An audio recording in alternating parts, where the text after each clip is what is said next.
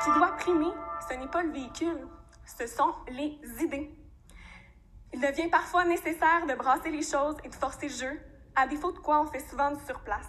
Et c'est le sens du geste que je pose aujourd'hui. Il ne sert à rien de vouloir désespérément sauver le tronc ou les branches d'un arbre en train de dépérir. L'important, c'est d'en sauver les racines pour repartir sur quelque chose de nouveau avec des assises solides. Bon, alors, on ne sauve pas les branches, on ne sauve pas le tronc, on garde les racines. Quelques minutes avant, Mme Fournier avait dit, à force de perdre, le PQ est devenu un parti de perdants. Je commence avec vous, Alec. Qu'est-ce qu'on comprend de ce geste-là de Mme Fournier, qui a été élue, au passage, sous la bannière du PQ il n'y a pas tellement longtemps quand même, hein? Il n'y a pas tellement longtemps, même pour avoir eu une conversation avec elle depuis lundi. Clairement, elle a eu un traumatisme, pas seulement avec les résultats du 1er octobre, mais pendant la campagne électorale. Catherine Fournier parlait beaucoup d'environnement, parlait beaucoup d'intégration des nouveaux arrivants, parce qu'elle était porte-parole en immigration, par exemple. Et elle a dit, écoutez, je me butais à un mur constamment. Nos idées étaient bonnes, on avait des choses intéressantes à proposer. Mais la seule chose que je me faisais répondre, c'est, le PQ, c'est passé, c'est plus actuel, on n'a pas envie de voter pour le Parti québécois. Puis elle est venue à la conclusion que la marque de commerce péquiste était trop endommagée pour la rafistoler, même avec un renouveau, même avec un changement de nom, qu'il fallait complètement repartir sur des nouvelles bases. On va lui reprocher effectivement de diviser le mouvement souverainiste, de jeter une pierre de plus au Parti québécois, mais elle ne se sentait plus à l'aise d'être au sein de ce parti-là, même dans une course à la direction où elle aurait pu participer au renouveau.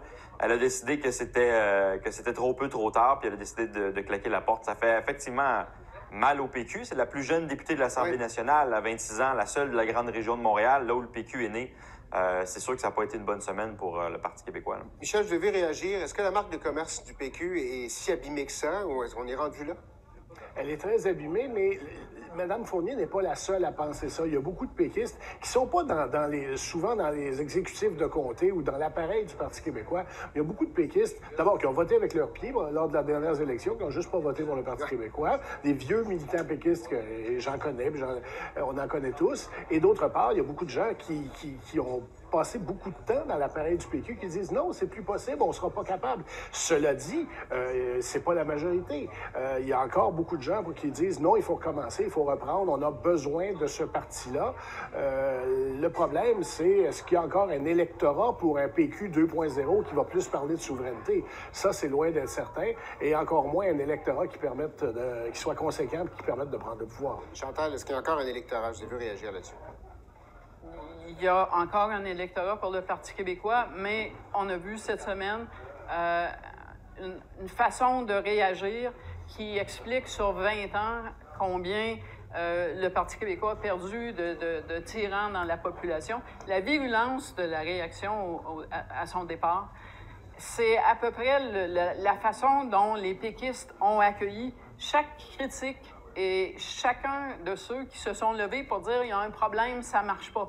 Et à chaque fois, la réponse, ça a été vous êtes excommunié, vous n'êtes pas un vrai. Alors, évidemment, à force de se parler entre eux, ils font qu'il n'y a plus personne qui veut aller les rejoindre. Et ça, c'est un problème de culture. Je me souviens, moi, de Lucien Bouchard, là, un de ses premiers congrès du Parti québécois, quand il était au sommet de sa gloire, qui disait il faut changer notre façon d'interagir les uns avec les autres. Ça n'a pas changé. Lucien Bouchard est parti. Et le Parti québécois, qui ne se voit pas, je crois, comme ça, est devenu un parti excessivement hermétique aux critiques, qu'elles soient constructives ou pas.